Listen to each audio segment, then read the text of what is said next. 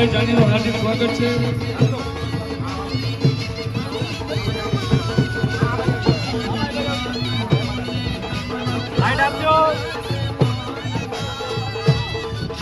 Har Har Mahadev. Mobile ગુપા enterprise વતી નીતિનભાઈ જાનીનું હાર્દિક સ્વાગત છે.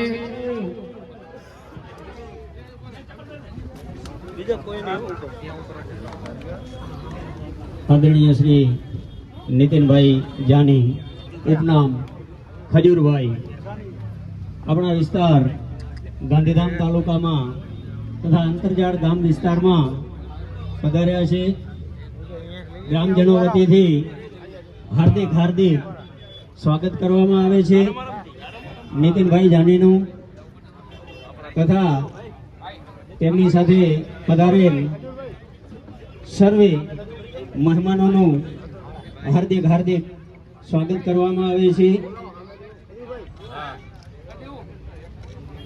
જગ્યા પર જાઉં છું, ગુજરાતીઓનો પ્રેમ બહુ જ મળી રહ્યો છે, એટલે તમામ લોકોનો ખૂબ ખૂબ આભાર. આજે બહુ સત્ય વાત કરવા આવ્યો છું.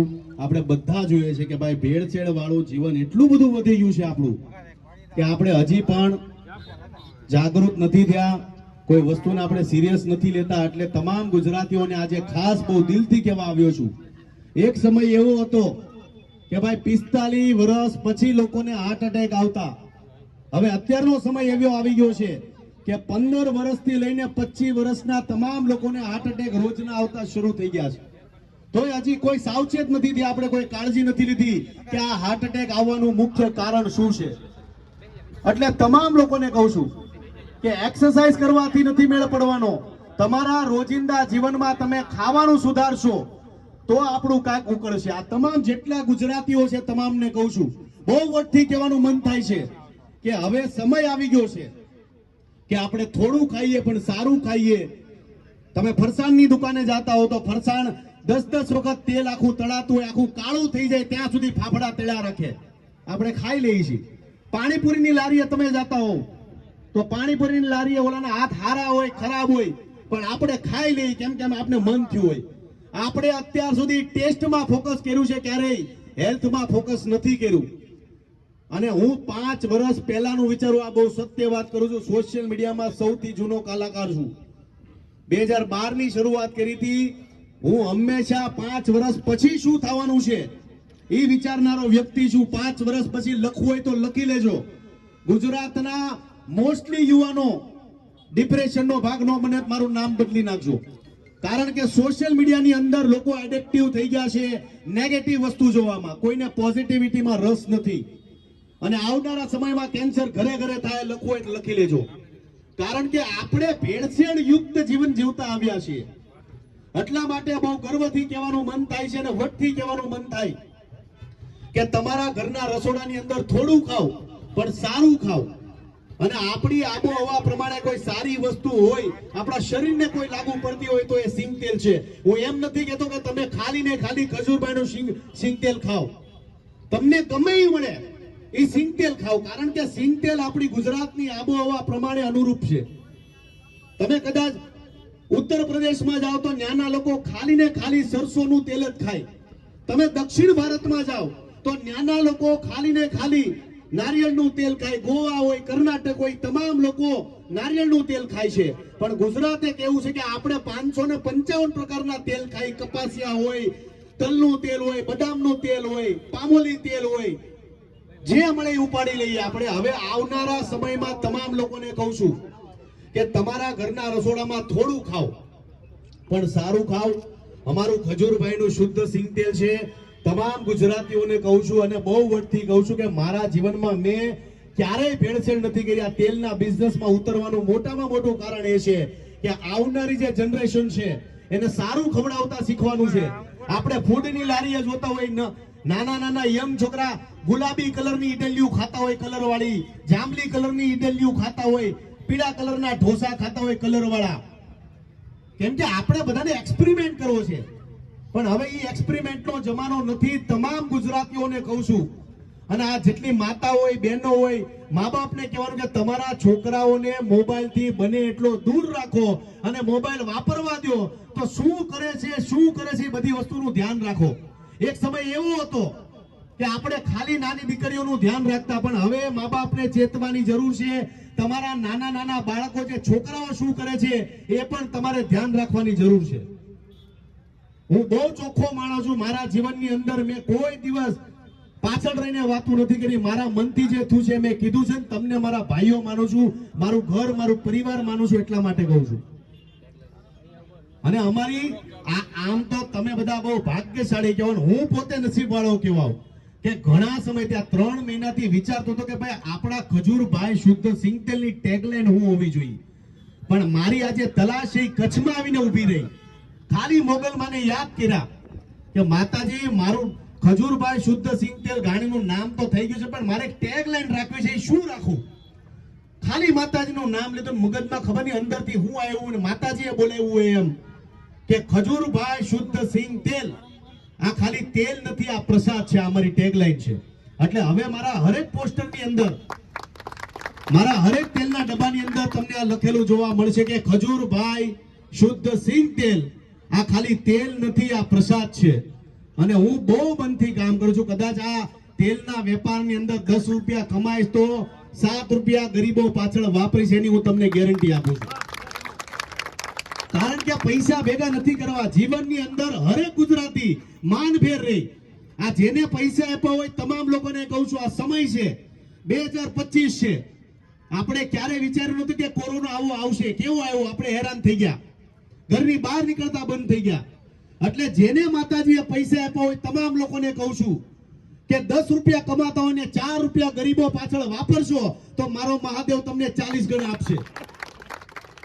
પણ વાપરવું નથી કોઈને. એટલે આ ભાવના સાથે તમામ ગુજરાતીઓને કહું, તમારે મહાદેવની સમીપ જવું હોય, માં મોગલની સમીપ જવું હોય તો આ એક તમને સત્ય ઉપાય કહું છું કે તમને કોઈને ભાડા ભરવાના ઘટતા હોય, કોઈ ગરીબને, તમારી ગલીમાં કોઈને ફી ભરવાના ઘટતા હોય, કોઈને હોસ્પિટલમાં ઘટતા હોય, એવા લોકોને મદદ કરજો. મારો મહાદેવ તમારી યારે ઉભો રહે. એટલે તમારી જવાબદારી છે કે મારા વિડીયોની અંદર જાજો. અમારી 18 પાઠની સિરીઝ છે દીકરાના લગ્ન. હા, વેવાણ ભાગી ગઈ, મારી ઘરવાળી ભાગી જાય છે મારા વેવા યારે. એટલે ઈ ખાસ જોજો તમે, બહુ જોવા જેવી સિરીઝ છે.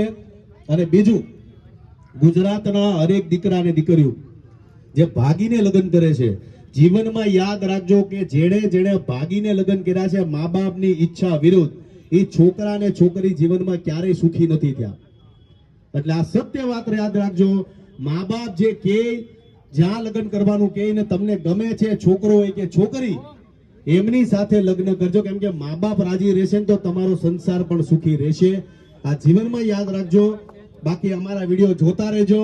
એક સાથે બધા બોલશું જય માતાજી, જય શ્રી કૃષ્ણ. બસ સપોર્ટ કરતા રહેજો. અને અમારા સ્ટેજ પર જેટલા ભાઈઓ, અમારી આ જે કચ્છની ટીમ છે, જે અમારું કચ્છનું સરસ મજાનો જે અમારો વેપાર છે સંભાળે છે, અમારા રણછોડભાઈ છે, રમેશભાઈ છે, અમારા હરિભાઈ છે, રમેશભાઈ છે, આખી એમની સમસ્ત ટીમ માટે જોરદાર તાળી થઈ જાય. આવો, ક્યાં છે ટીમ? ક્યાં છે આપણી? આવજો, આવો, હારે ઉભેરો. હા, અમારા 4 ભાઈઓ તમે જોઈ લો. આમના માટે દિલથી તાળી થઈ જાય યાર. કારણ કે તડકામાં રાત દિવસ જાગે છે. અને તમે માનશો નહીં, બહુ સત્ય વાત કરું કે આ 4 લોકો જ્યારે મને મળ્યા ત્યારે 4 લોકોએ મને એવી વાત કરી હતી કે ભાઈ અમારો હેતુ કમાવાનો નથી, પણ અમારો હેતુ એ છે કે ગુજરાતની જનતા, અમારા કચ્છની જનતા થોડું ખાય પણ સારું ખાય. એ ભાવના સાથે અમારે ખજૂરભાઈ શુદ્ધ સિંગતેલ વેચવાની ઈચ્છા છે. એટલે એમના માટે આ જોરદાર તાળી થઈ જાય. 4 ભાઈઓ માટે દિલથી તાળી થઈ જાય. બાકી પ્રેમભાઈ આપતા રહેજો. આ પોતાની ઘરવાળીઓને મૂકીને રાત દિવસ જાગે છે. જોરદાર તાળીઓ થઈ જાય આના માટે ભાઈ. બાકી ઘરવાળીઓ આજના જમાનામાં ઘરવાળાને ક્યાંય નથી જવા દેતી. તમારું પાકીટ ગયું? વાહ ભાઈ વાહ, જોરદાર તાળી થઈ જાય. આયા કાકાને બોલાવો. આજો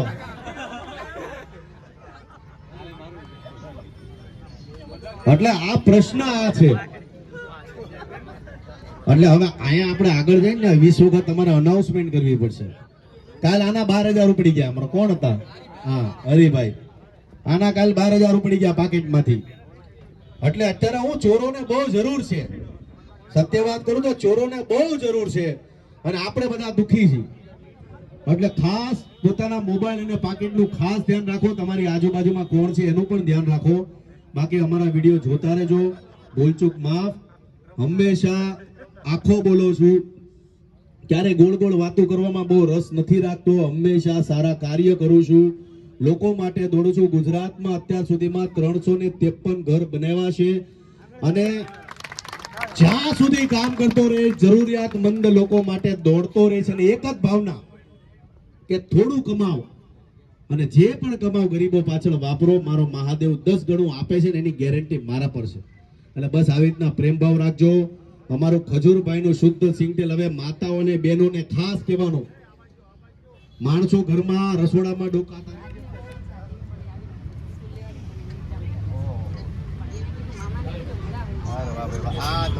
સરસ મજાનું પેન્ટિંગ અમારો રાજભાઈ બનાવ્યું છે.